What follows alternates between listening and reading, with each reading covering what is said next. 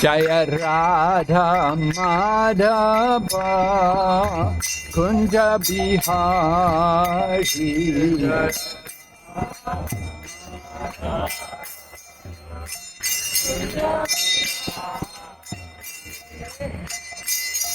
Jaya Radha Madhava Kunja Bihari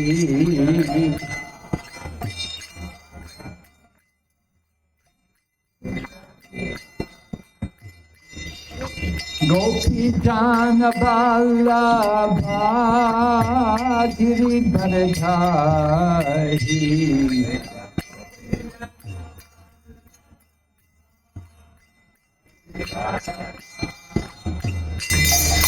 Gopi Jana Vallabha Giridharadhari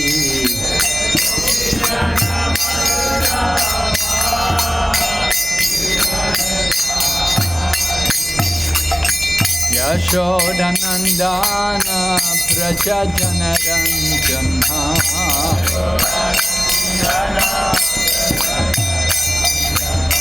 Yashodanandana Praja Janaranjana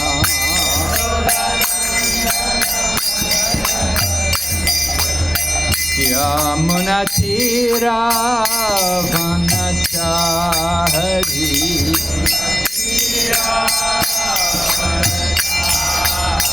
Yamunatira Vanachari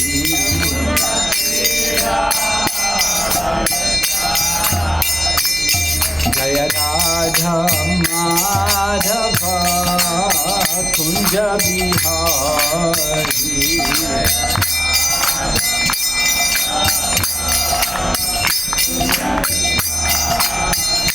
Jaya Radha Madhava Kunja Bihari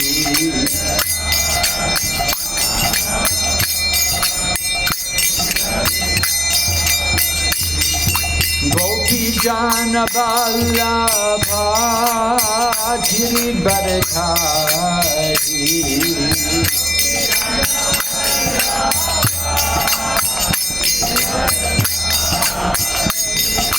Gopi Jana Vallabha Giridharadhari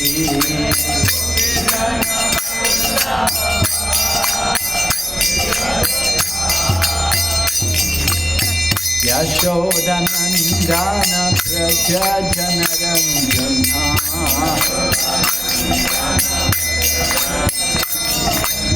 Yashodanandana Praja Janaranjana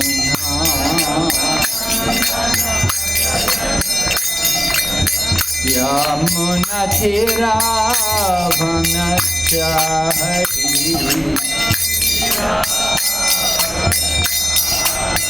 Yamunatira Vanachari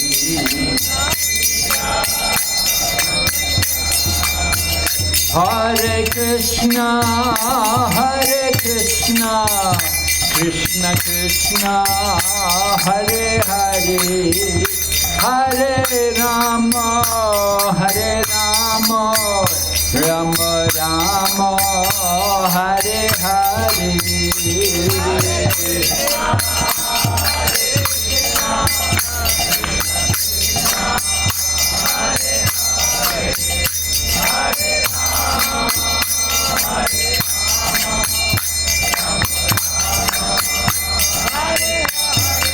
Hare Krishna Krishna Krishna Hare Hare Hare Rama Rama Rama Hare Hare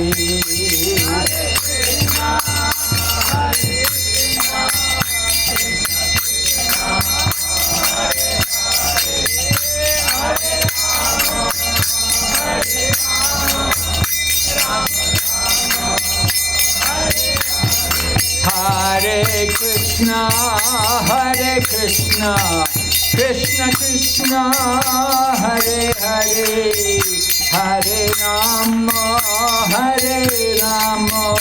Rama Rama Hare Hare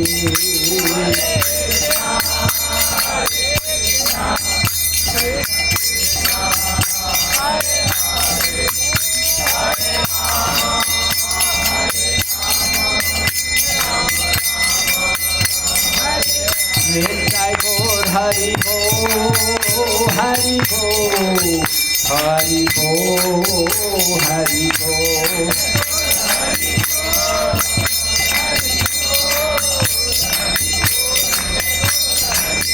Jai Jai Prabhupada Prabhupada Prabhupada Jai Jai Prabhupada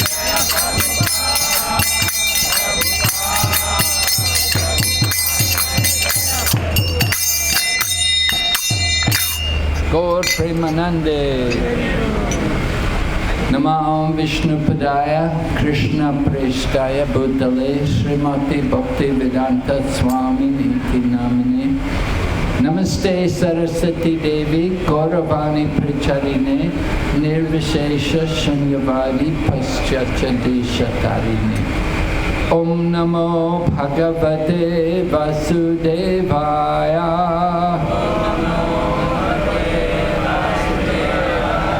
Om Namo Bhagavate Vasudevaya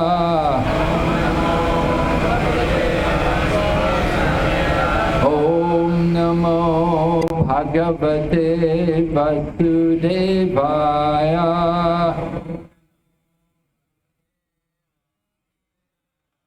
Narayanam Namaskrityam Naram Chaiva Narottamam Devim Sarasatim Vyasam Tato Jayamudirayat Nasta Praeshu Vabhadreshu Nityam Bhagavata Sevaya Bhagavati Uttama Shloke Bhaktir Bhavati Naishtaki Hare Krishna.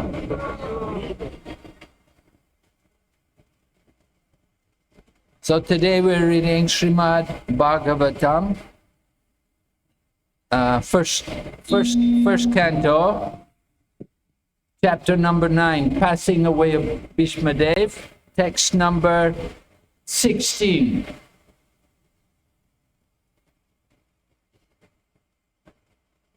Nayashya Karichidrajan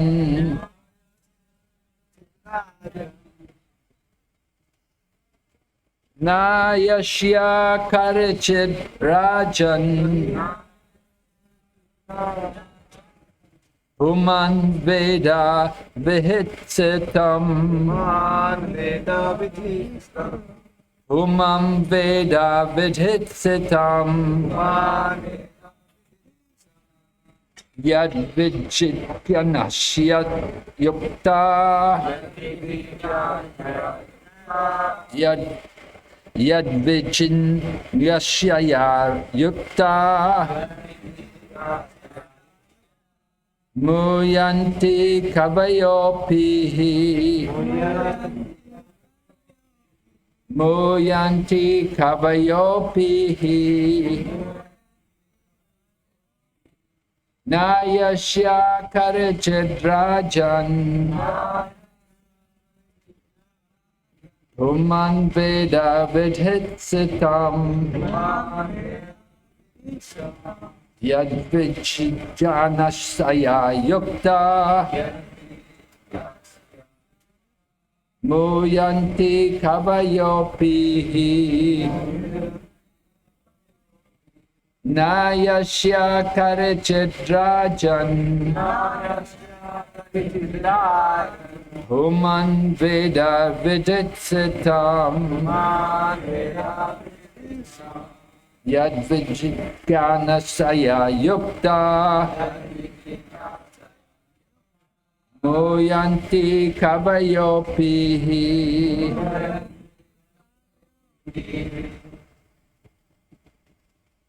Anybody else like to chant? Ahiyasya Karichitraja Kuman Veda Viditsitam Yadvi Vyasaya Yukta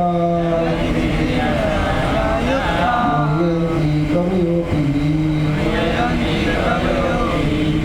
Nayasya Karichitrajan Kuman Veda Viditsitam Yukta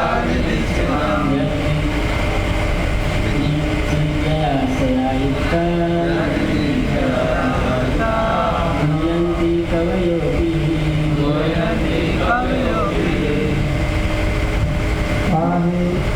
Nahe asya karichitrajan Kuman Veda Viditsitam Yadvi Vyasaya Yukta Moyanti Kavayopihi. Na, never. He, certainly. Asya, his. Karichit, whatsoever. Rajan, O king. Puman, anyone. Veda, knows. Viditsitam, plan. Yat, which. Vijnanasaya, with exhaustive inquiries. Yukta, being engaged. Muyanti, bewildered. Kavaya, great philosophers. Api, even. He, certainly. Translation. O King, no one can know the plan of the Lord, Sri Krishna, even though great philosophers inquire exhaustively. They are bewildered. You please repeat. O King, no one can know, the plan of the Lord, Sri Krishna, even though great philosophers inquire exhaustively, they are bewildered.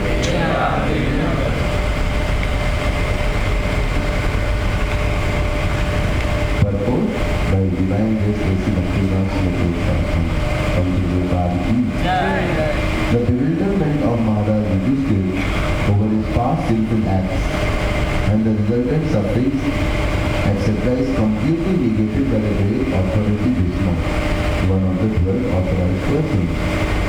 Bhishma wanted to impress upon Maharaj Yudhishthira that since time immemorial, no one, including such demigods as Shiva and Brahma, could ascertain the real plan of the Lord. So what can we understand about it? It is useless also to inquire about it. Even the exhaustive philosophical inquiries of sages cannot ascertain the plan of the Lord. The best policy is simply to abide by the orders of the Lord without argument. The sufferings of the Pandavas were never due to their past deeds. The Lord had to execute the plan of establishing the kingdom of virtue, and therefore his own devotees suffered temporarily in order to establish the conquest of virtue. Vishnudev was certainly satisfied by seeing the triumph of virtue, and he was glad to see King Yudhishthira on the throne, although he himself fought against him. Even a great fighter like Bhishmadev could not win the battle of Kurukshetra because the Lord wanted to show that wives cannot conquer virtue, regardless of who tries to execute it. Bhishmadev was a great devotee of the Lord, but he chose to fight against the Pandavas by the will of the Lord, because the Lord wanted to show that a fighter like Bhishmadev cannot win on the wrong side. Thank you. Om Jnana Timirandasya Jnananjana Shalakaya Chaksurunmilitan Yena Tasmai Shri Gurave Namaha. Nama Om Vishnu Padaya Krishna Prestaya Bhutale Srimati Bhakti Vedanta Swami Niti Namine Namaste Saraswati Deve Gauravani Pracharine Nirvishesha Shunyavadi Paschatya Deshatarine Vanchakalpatarubhyascha Kripa Sindhu Vayevacha Patitanam Pavanebhyo Vaishnavibhyo Namo Namaha. Jai Shri Krishna Chaitanya Prabhu Nityananda Shri Advaita Gadadhar Shri Vasadi Gaur Bhaktavinda. Hare Krishna Krishna Krishna Hare Hare Hare Rama Rama Rama Hare Hare. How many of you are staying here at night? Most of you, huh? Good.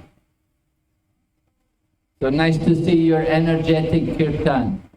You use up a lot of energy. I hope they give you enough prasada to make up for it, to replace all the energy you use in dancing. So Prabhupada always encouraged new devotees, young devotees, eat more. Eat up to the neck. Eat lots of prasada. So I hope you get enough to eat up to the neck. Okay, we're reading about Grandfather Bhishmadev departing, and he's taking time to console Maharaj Yudhisthira, because Maharaj Yudhisthira is feeling himself responsible for the death of so many people. It wasn't just one or two.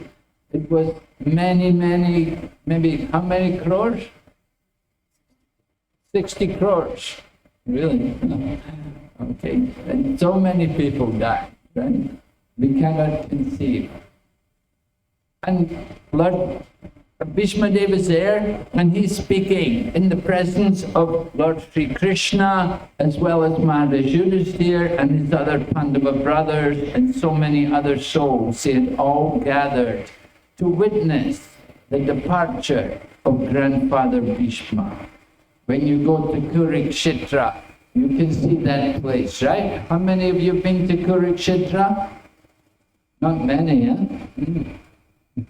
Okay, that's a place for you to go to in the future. Go and see Kurukshetra. Dharmakshetri, Kurukshetra.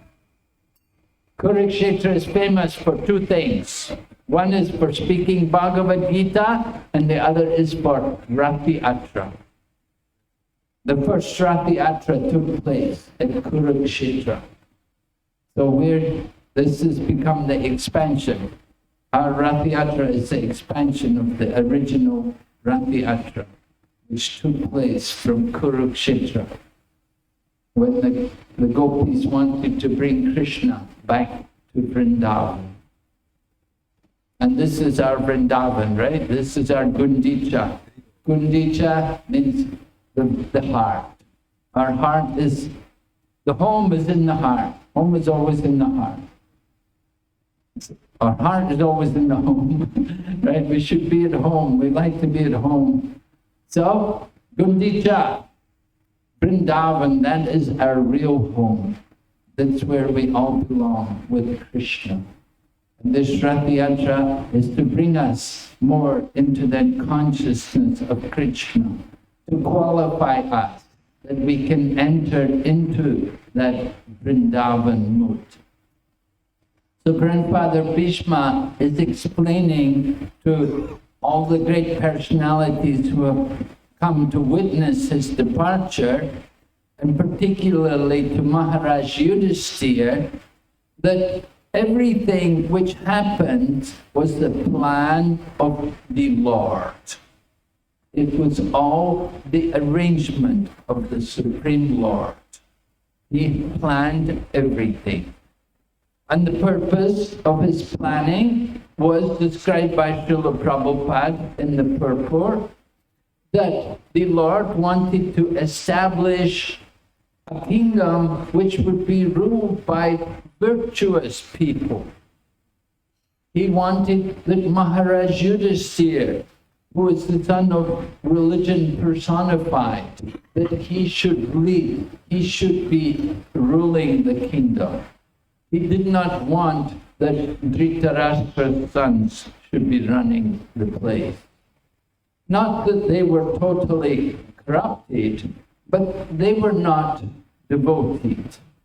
They were, Prabhupada in the purport, he talks about virtue and vice. So vice means corrupt. Vice means not good, bad things, evil things. So we don't want that kind of government, that kind of state.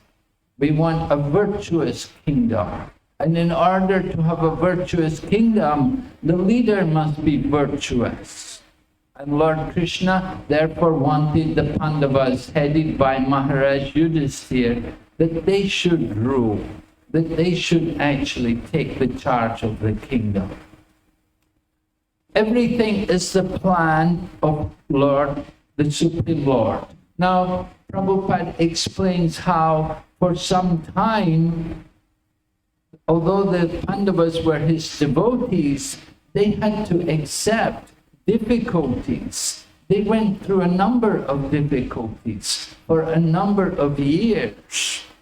But the purpose was ultimately that they should be established as the rulers.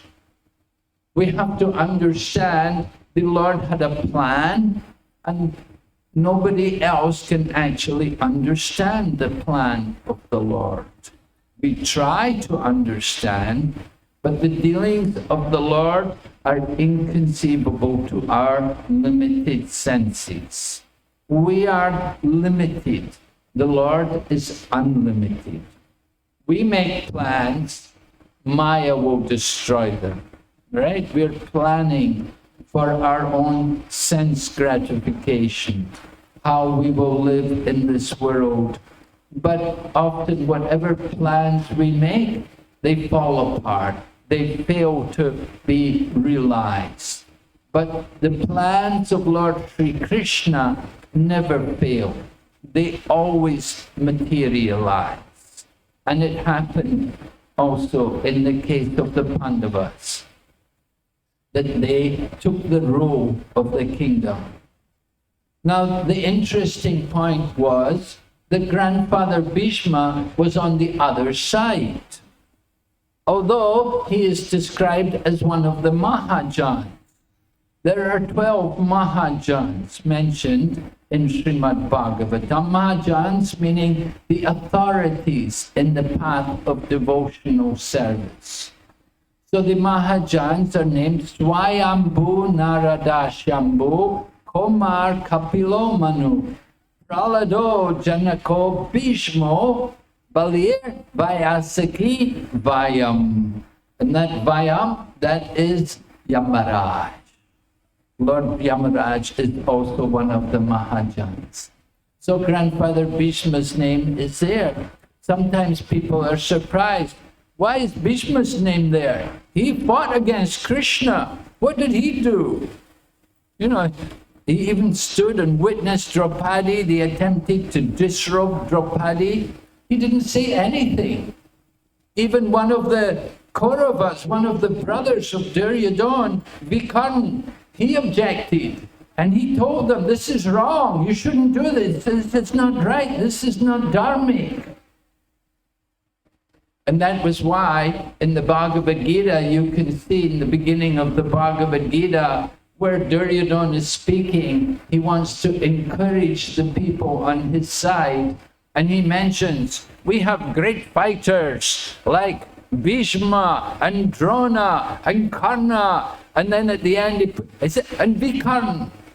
But actually Vikarna, he was a Maharathi. All the others named were Maharathis. Like Bhishma and Drona and Karna, they were all Maharathi. Vikarna wasn't a Maharathi. Why did Duryodhana mention his name? He wants to encourage him because he's worried that he might defect to the other side. That was always the danger. You know, you want to keep everybody on your side. You don't want to lose anyone. So Duryodhana encourages him by mentioning his names, great fighters, you know, and he includes also Vikarna. Although he's not actually such a great fighter, but he just wants to encourage him. Oh, very good. Then if you get a little encouragement, then you'll never leave the side, right? And once the battle begins, then you're too late. You can't leave the side. That was the deal. That was the agreement. That once the battle begins, then there's no defecting to the other side. You know, sometimes you may say, oh, our side's getting beat. I think I'll go to the other side. We see also in the Battle of Lanka, there was a brother of Ravan, right? What was his name? Vibhishan, right? So he came over to join the army of Lord Ramachandra. And they were looking at Vibhishan, they're thinking, do we want him on our side? He's from Ravan, he's one of Ravan's men. Why do we want him on his side? But Lord Ramachandra explained that anybody who takes my name even one time, I can never give them up. So Lord Ramachandra welcomed Vibhishan into his army. And later on also we see that Vibhishan was made the king. He became the ruler of Lanka. And he was also told to go to Puri and regularly worship Lord Jagannath. It actually said that Vibhishan had gone there one time and he left a ring there. There's this huge big ring there. They say it was the ring of Vibhishan. So, you're on the wrong side. Bhishma's on the wrong side. But what can he do about it? He accepts it. Okay, you know, I'm on this side. I have to do my duty. I have to fight. Bhishma and Drona, they both had to take part on the side of Duryodhana, although they were actually partial more to the Pandavas. But they were obligated because they had accepted financial assistance from Duryodhana. They'd been living there in the palace at Hastinapur. They'd been eating their food. They'd been living in their palace, accepting their facilities. So when the battle of Kurukshetra came about, they're obliged to fight against the Pandavas. But in their heart, they're actually devoted. They're actually inclined towards Lord Krishna, and they're inclined towards Dharma. What did Bhishma actually do to become a Mahajan? He actually revealed himself at the time of his passing away. It was just at the end of his life that he revealed his actual nature. Because as he was leaving the world, when the Pandavas all came there, it was grandfather Bhishma who pacified them. He spoke to Yudhisthira and he instructed him in the principles, in the codes of religion, how they should practice actual religion. So it was grandfather Bhishma who gave that instruction, and it was also grandfather Bhishma who had just as he was leaving the world, he was focused on Lord Krishna, and he was glorifying Lord Krishna. we will hear later on in this chapter how Bhishma glorifies Lord Krishna, and he even talks about the gopis, and he glorifies he actually understood how Krishna was the Supreme Personality of Godhead. So he is one of the great devotees, and he is accepted as one of the authorities. So grandfather Bhishma, though, was on the wrong side. So we may think, how could he be a devotee? The point is, you cannot judge someone just by their external features. Just like we see people in saffron dress, it doesn't mean they're more elevated than somebody who's in white. Srila Bhaktivinoda Thakur never took sannyas. He never renounced. He was always dressed in white cloth. But he was the most elevated, advanced devotee. And you have Lord Nityananda.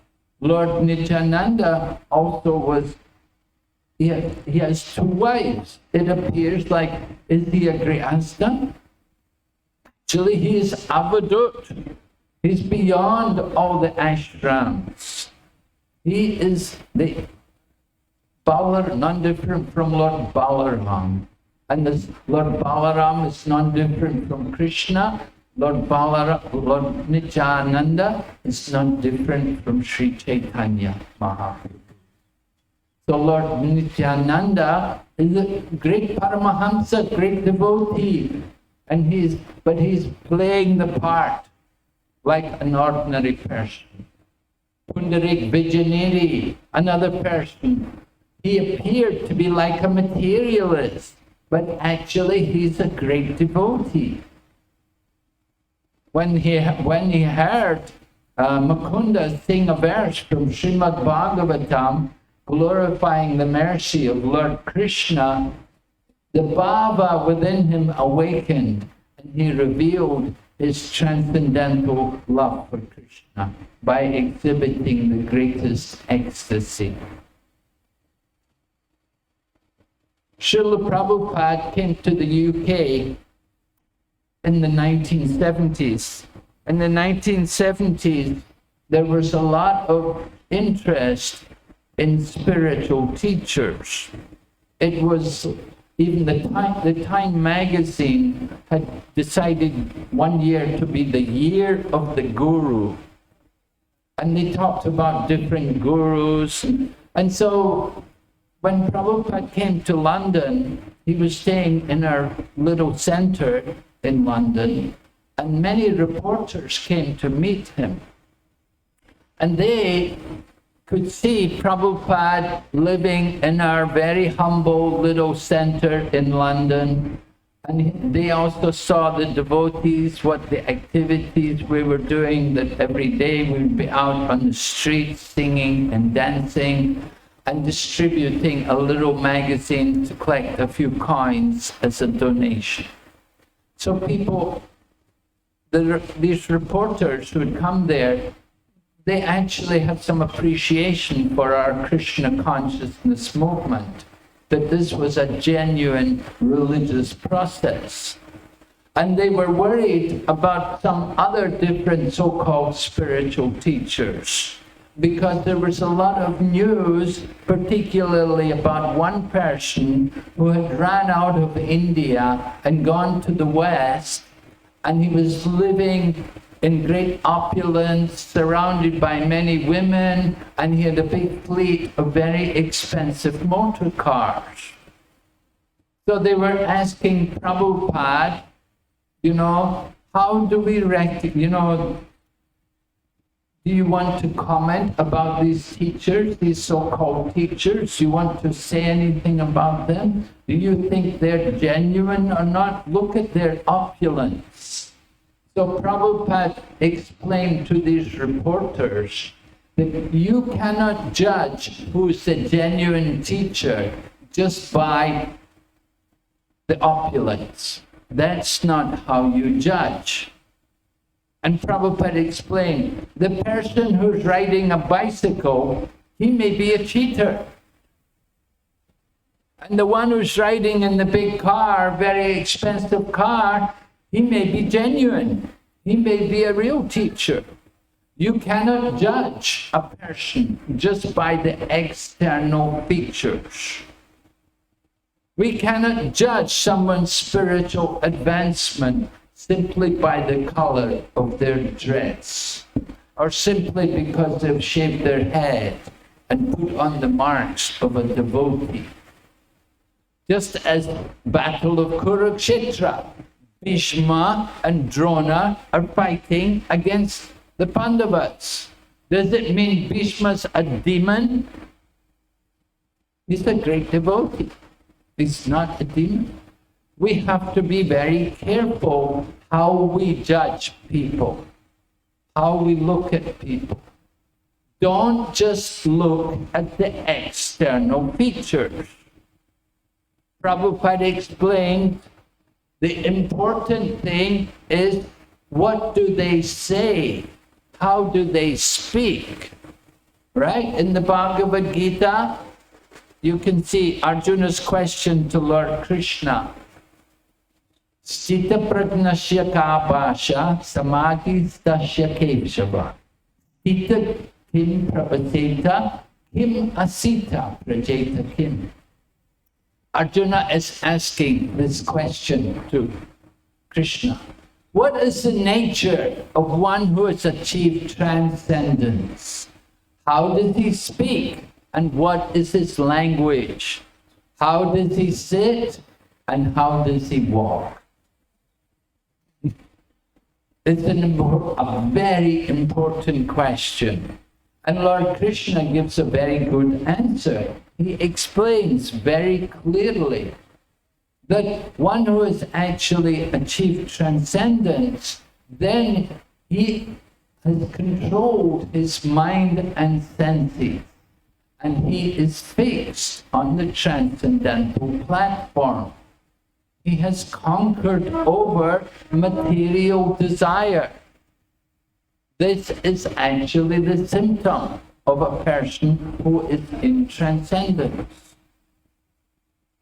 So, how does he speak and what is his language? Does he speak Bengali or does he speak Hindi? That's not the question, right? What is his language? Is it English? That's not the question. How does he speak and what is his language? And does he speak with passion? Does he speak arrogantly? Does he speak with pride? Or does he speak with humility? Does he express the truth? Is he speaking the truth? Or is he just speaking some nonsense thing from his own mind? Is he speaking according to scripture? Srila Prabhupada traveled the world to preach Krishna consciousness. So in the course of his traveling, he would often have to go into the most horrible places, which we call airports. Airports are hell. And there's a lot of very nasty people there in these airports. So Srila Prabhupada was traveling in the airports, and he would see these different people traveling with him on the flights, in the airplanes, and he would see them often with their business suits. They're dressed very well, business suits, and they have their briefcase and so on. And they look very well situated materially. But Prabhupada would hear what they would talk. He could hear their language. What are they talking about? Prabhupada could understand their nature. That they were simply materialistic people. They were simply vishayis, simply servants of their mind and senses. They were simply interested in sense gratification. And of course, during the flight, Prabhupada would see how they would want to have drinks alcohol, and they would eat all kinds of disgusting foodstuffs.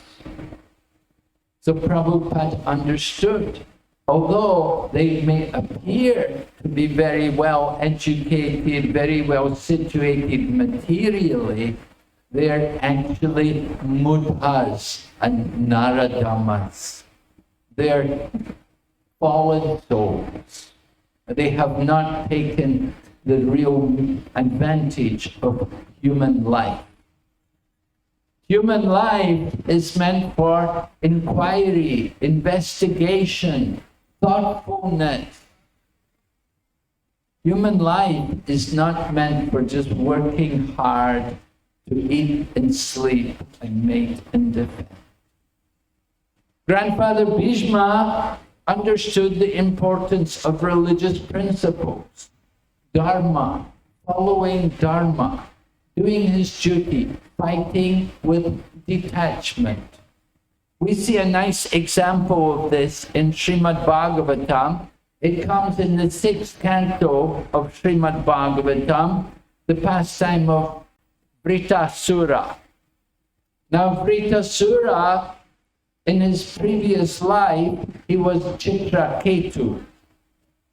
But he had been cursed by the wife of Lord Shiva. Mother Parvati cursed Chitraketu. Chitraketu had come there to Kailash, and he happened to see Lord Shiva embracing his wife, and at the same time sitting in front of an assembly of great sages. So it bewildered Chitraketu. He was surprised to see this, and he laughed about this. So Mother Parvati did not take nicely to his laughing, or like a little bit of ridicule of Lord Shiva. And she cursed him that you don't know how to behave. I curse you, become a Sudra. So Chitraketu he fell at the feet of Mother Parvati and he thanked her. He said, "Thank you, Mother." You can understand how he was actually an advanced devotee. Somebody curses you, you curse me, I'll curse you, right? We say tit for tat. No. But Chitraketu, all right, you curse me, thank you. And he accepted the curse, and he became Vritasura. Vrita meaning spread everywhere. He had a huge body, and he was born from a fire. And the purpose of his birth was, well, the person who was doing the yagya, he did a yagya he wanted to produce someone who could kill Indra. But instead of producing someone who could kill Indra, he simply produced someone who was the enemy of Indra, because he got his mantras wrong. Right? It wasn't even Kali Yuga, but even before Kali Yuga came, people had difficulty to chant mantras. So Twasta took birth, Vritasura took birth, and he is born in the demon family. The demigods and the demons are always at war with each other. There's always conflicts between the demigods and the demons. So Vritasura has to lead the demons in battle against the demigods. Now, the demigods, we will think they're the devotees. They're the symbol of goodness. And the demons, they must be the mode of passion and ignorance. Right? From Bhagavad Gita, we have two natures. The divine nature and the demoniac nature. Daivi Sampat, Asurik Sampat. Right? Chapter 16, divine and demoniac nature. Chapter 15, the three modes of nature. Right? Chapter 15 is describing the mode of goodness and then the mode of passion and ignorance. So you have the divine nature, which is the mode of goodness. And you have the demoniac nature, which is the mode of passion and ignorance. Now, here you have Vritasura. Vritasura was Chitraketu in his previous birth. So he had a lot of devotion. He had a lot of the mode of goodness. He was a very great advanced devotee. But he's got the demon body. He's cursed to take the demon body. Now, when you get cursed into the demon body, you never lose your devotion. We always tell devotees, whatever advancement you make, you'll never lose it. Right? What's that verse? A little advancement made on that path. In this endeavor, there's no loss and diminution, and a little advancement made saves us from the greatest danger. Sneha, Vikram. Okay, also, there's no diminution. Whatever advancement, all the activities you've been doing here this week in the service of Krishna, it's to your eternal benefit. You'll never lose the benefit. Whatever advancement you've made, you'll never lose that. And even Vritasura, he didn't lose his bhakti. He took his bhakti with him to the next life. So he's in the body of Vritasura, but he's a devotee. But he's in the demon body. He has to fight the demigods. And Indra is fighting. The demigods see Vritasura. Ooh, run, save yourself. They all run away. The demigods were supposed to be in the mode of goodness. They took one look at Vritasura. He was so huge. He was so terrifying. The demigods just ran for their life. And Indra was just like, don't run. What is this? They were supposed to be in the mode of goodness, you see. But they didn't show the mode of goodness. They didn't always, demigods don't always display the mode of goodness. So Vritasura is in this demon body and he's fighting Indra. And he's encouraging Indra. And Lord Indra understands this person, this demon Vritasura, is a great devotee. And Indra is thinking, how can I kill him? How can I fight him? He's a great devotee. But Vritasura is urging him, come on, kill me, come on, you've got that weapon. The Lord had told Indra, you get that Brajra, that thunderbolt weapon. From the bones of the Dichi, Indra had made this thunderbolt weapon. And the Lord had told him, you can use this to kill the demon, Vritasura. But Indra is thinking, he's a devotee. How can I kill him? But Vritasura is yelling, come on, use your weapon, use it. So Indra cut off one arm. Vritasura still has one arm. He came at him with a mace and he hit Airavrata, Indra's elephant, and he knocked him back 14 yards. Indra fell off and Airavrata got injured. But Vritasura is still encouraging Indra, come on, kill me, because Vritasura, he knows that when he gets killed, then he will get liberated. He's going to go back to Godhead. He understood that the goal of life was not to win the battle. The goal of life was to get free of birth and death. And he could get free of birth and death when Indra kills him. So he wants Indra to use his weapon. And what happened? Indra then cut off his other arm. So he had no more arms. So Vritasura then assumed a huge form. And then he swallowed Indra. And Indra entered into the mouth of Vritasura. But Indra had been chanting the Narayana Kavacha. So because he'd been chanting the Narayana Kavacha, no harm could come to him. Even though he was inside the stomach of Vritasura, he remained alive. So Vritrasura saw they swallowed Indra, so then he sat down in trance and he went into samadhi. When he was in samadhi, Indra used his thunderbolt weapon to cut his way out of the intestines. Because although Indra had been swallowed, he had his thunderbolt weapon with him. And he used that to cut his way out from the intestines of Vritrasura. And he came out. And then he cut off the head of Vritrasura. It took 1 year to cut off his head. This is Srimad Bhagavatam.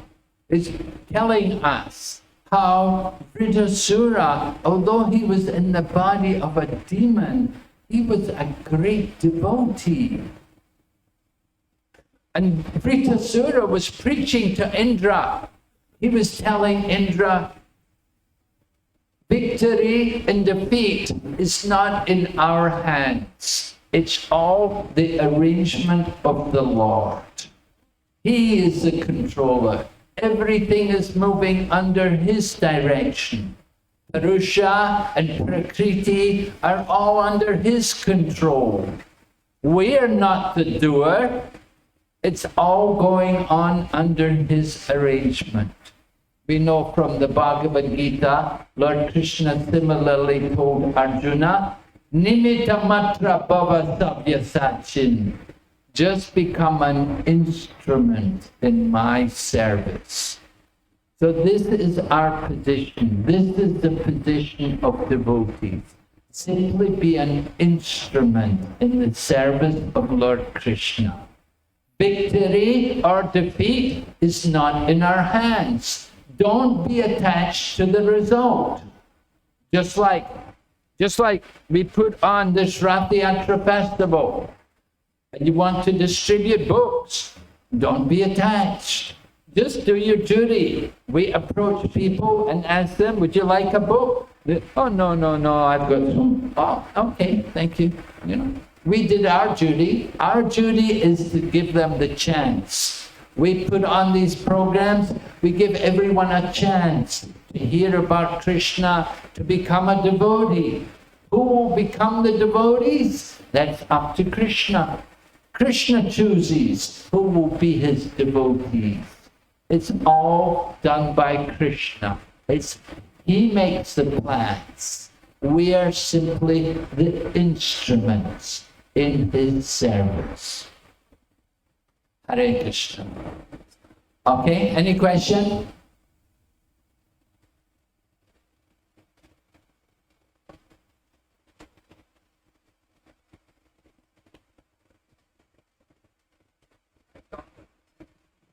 Hare Krishna Maharaj. Yes, Prabhu, Hare Krishna. It was really a delight to hear from you.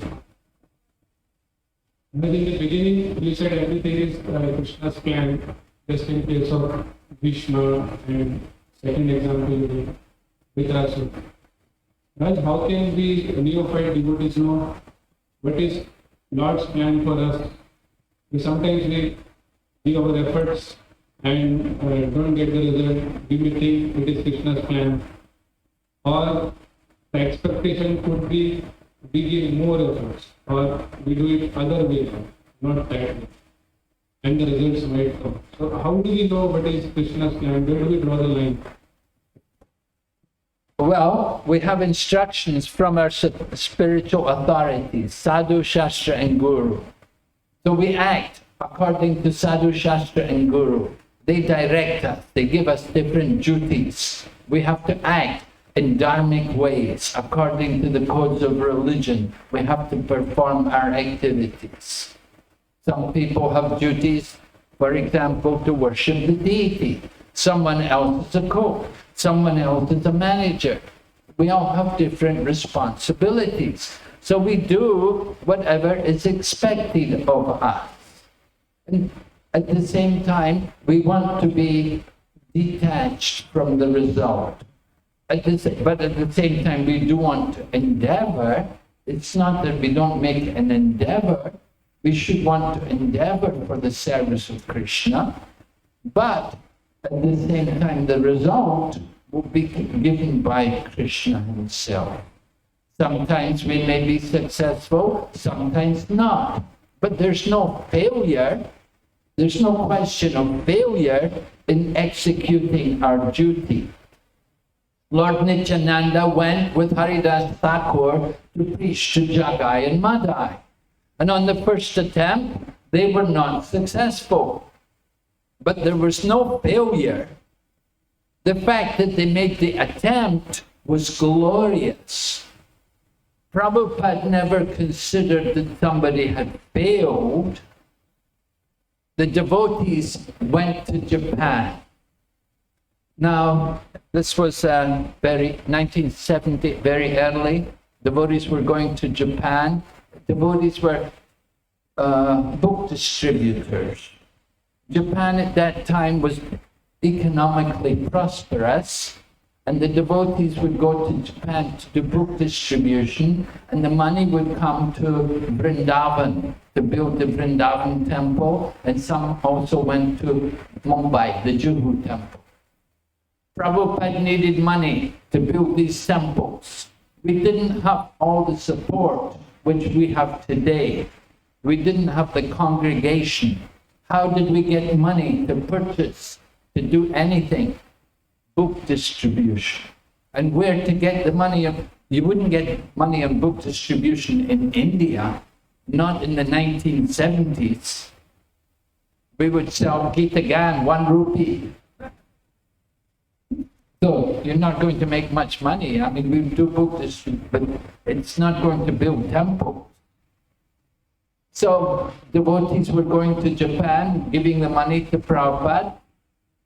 But at one point, sometimes devotees who were there, they would get arrested, because not every country allows you to do these things, to come there and distribute books.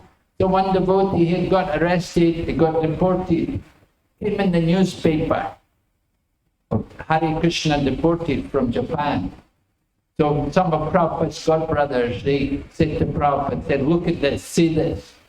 Bad publicity. Hare Krishna deported from Japan. Prabhupada looked at them, he said, at least we went there. You didn't even go there.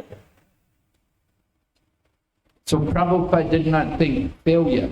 He said, we tried, we went there to preach. Did you go there? You didn't even go. Sometimes people would come. Sometimes some Prabhupada's godbrothers even, sometimes they would criticize. Prabhupada would say to them, how many miles have you traveled? How many books have you printed? How many people have you initiated?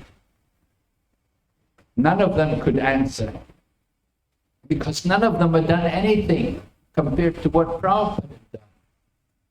So they were trying to criticize, they were trying to find fault. But Prabhupada did not consider failure. You make the attempt to preach Krishna consciousness, you act according to Dharma. That is the main thing. You may say, oh, then if you are acting according to Dharma, you got arrested, you get deported, is that Dharma? We're not under the laws of karma. Kamsa, rather. Kamsa, you know the Kamsa governments. Yes, they will arrest you, they will deport you. Kamsa governments, they're not going to support Krishna consciousness. Prabhupada went to Russia. It was still communist. Prabhupada went to Russia and he made the first devotee there. He set the ground for the preaching there. So we have to be willing to do sometimes these things, to take some risks, to do things, even though people may not so much appreciate. But we're not concerned in just the sentiments of common people. Our duty is to serve Krishna, to please Krishna. What does Krishna want? Try to please Guru and Krishna. We don't want to care about the sentiments of ordinary people. Oh, this is not good. Oh, this is not right. Why like you? No, don't do like Just like Prabhupada brought deities. People say, oh, you have to have Ganga Jal. Prabhupada said, Ganga Jal? It's America. Where are you going to get Ganga Jal in America? Does it mean we don't bring the deity? No. You can make the Ganges appear by mantra, right? Ganga Cha Yamunaye Chaiva. They're all there now, all the holy rivers. Call them by mantra. So we have to be bold to preach Krishna consciousness. You cannot just like when Prabhupada came before Bhaktisiddhanta Saraswati at Uttadanga, Bhaktisiddhanta Saraswati is saying, why don't you preach the message of Lord Chaitanya? And our Srila Prabhupada said, oh, our India is not independent yet. First we have to get independence for India. And Bhaktisiddhanta Saraswati said, no, not like that. Krishna consciousness is so important. It cannot wait for some political adjustment. It cannot wait for some political adjustment. Don't wait. You cannot just sit back, oh, well, the time is not right in the future, but no, just wait till the country opens up a little bit. No, we have to be very eager and see the urgency to distribute the message of Krishna everywhere without consideration. Right? Panchatattva distributed love of God. They did not consider who was qualified and who was not.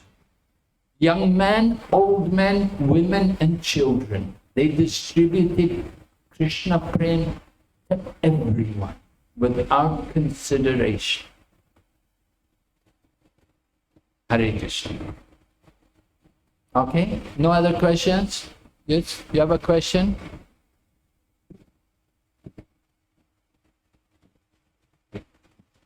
Hare Krishna Maharaj. I have a question regarding offenses. So, whatever bhakti we not destroy. So, we have two grades of Christian material world. Those who are devotees, those who are not devotees, they are the common people.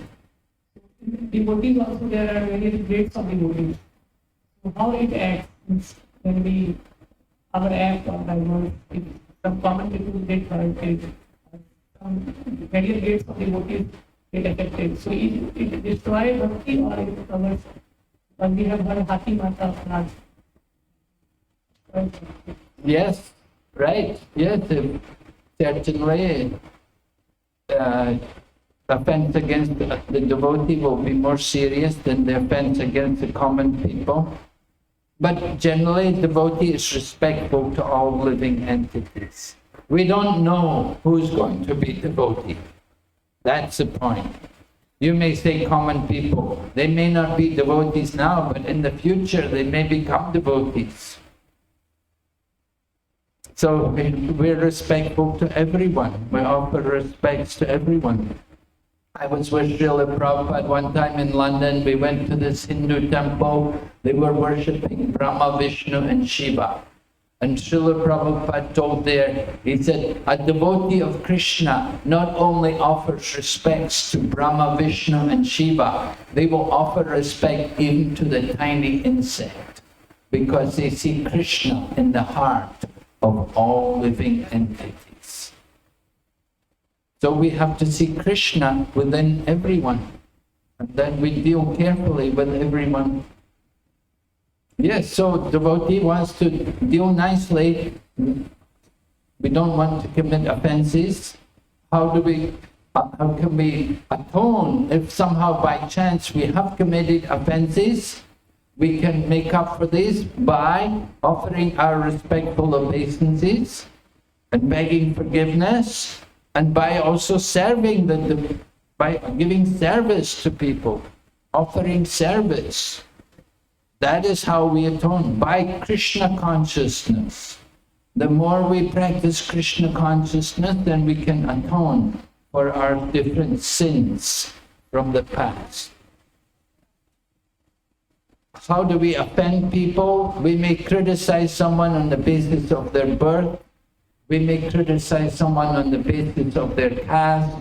We may criticize someone on the basis of previously performed activities, that they did something in the past, maybe before they became devotees, they've done sinful activities, and we may so it is offensive to criticize people on that kind of basis.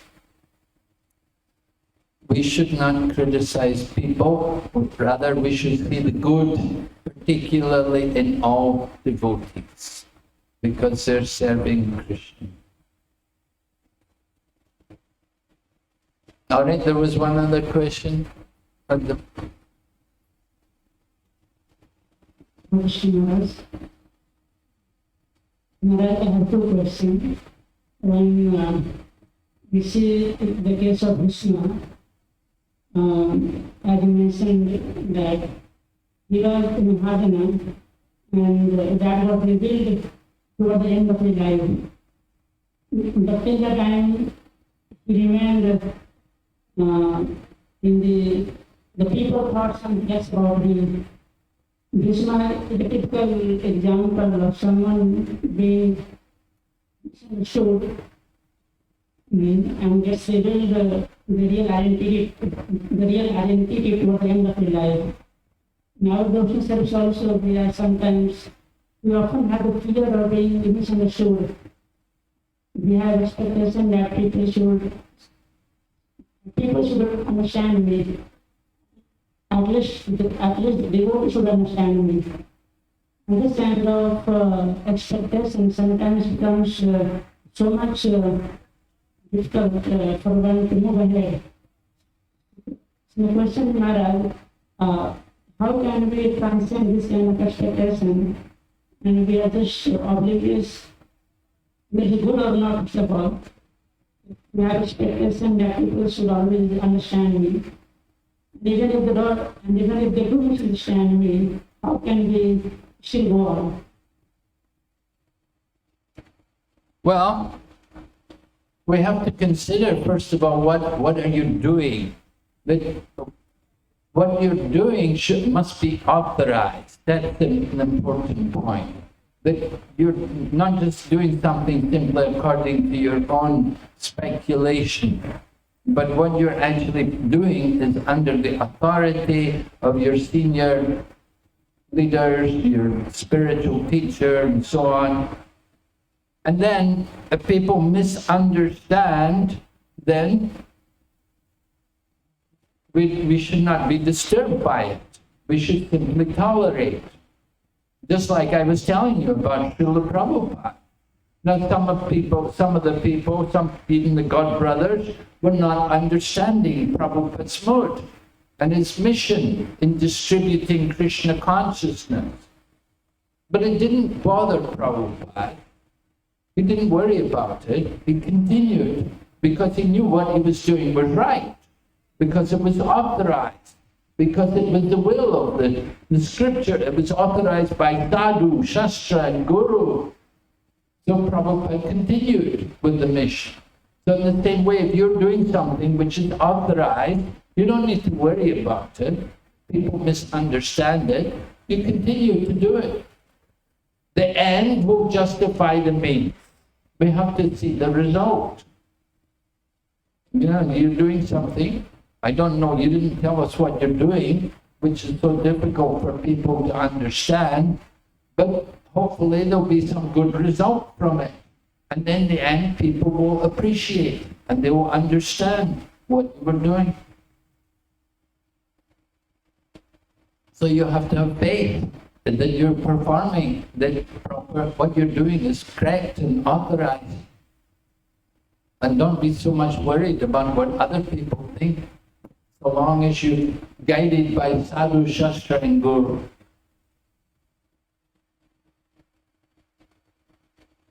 Understand? Yeah? Thank you, Maharaj. Second question I had on Maharaj. We find that Krishna's activities are sometimes bewildering, even even in the great sages, the actions are quite inconceivable. As the verse translation we read out, that his plans are inconceivable even for its souls. So sometimes we see that Krishna even makes his devotee activity also inconceivable or somewhat bewildering to the conditioned souls. So why does Krishna makes even devotee activity bewildering to conditioned souls, as we find in the Bhishma, or we have example of Vansi Gadhavi Maharaj. Sometimes we find great soul acting just bewildered. So why does Krishna makes common people bewildered through their action? If the principle in Mahajana Jinavakasa Pantha, that we have to follow the action of great souls. The great souls sometimes bewilder us to their action. What is the hope for us? I'm sorry, the last part I didn't catch what you said there.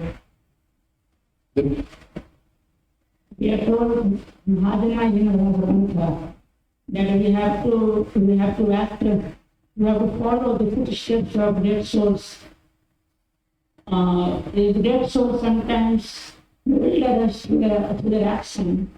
What remains the hope for us, for common people? Well, that's why I say we have to be guided by Sadhu, Shastra and Guru. Not that we just decide to follow a Mahajan, right? You could follow Sukadeva Goswami. Okay, Sukadeva Goswami is one of the Mahajans. So I'll follow Sukadeva Goswami. Sukadeva Goswami went naked. I will also go naked. That will be a problem, right? We're not on the level of Sukadeva Goswami. How are you going to follow Sukadeva Goswami? Follow the Mahajans. Yes, follow according to our qualification. Prabhupada has taught us how we can follow. Follow in the footsteps of Lord Nityananda. Take up the Sankirtan movement. Chant the holy name and distribute the books about Krishna. That is the perfect preaching program. Follow that example. Chaitanya Mahaprabhu sent Haridas and Nityananda door to door to distribute the message of Krishna. We can also go like that, door to door, and beg people to chant the name of Krishna. Not that we have to follow Grandfather Bhishma, and wait till the end of life and then lay down on a bed of arrows, what can we do to follow these great souls? How much can we follow? Great soul like Janak Maharaj. Janak Maharaj, he was very charitable. So, do you have a lot of charity to give like Maharaj Janak? Are you wealthy? Can you give a lot of charity? Well, what we can do, we can give the holy name. That is charity. You distribute the holy name. The Sankirtan movement. And if we look at the program which Srila Prabhupada has given us in our Iskcon society, then it's perfect for following the path of the Mahajans. All of our activities, they follow in the footsteps of the Mahajans. We just simply have to engage in the regular program which we have in our Krishna consciousness movement. If the Mahajans were to come down today, they would be in Iskcon. They would be with us doing Sankirtan. They would be here at the Shraddha Yantra program.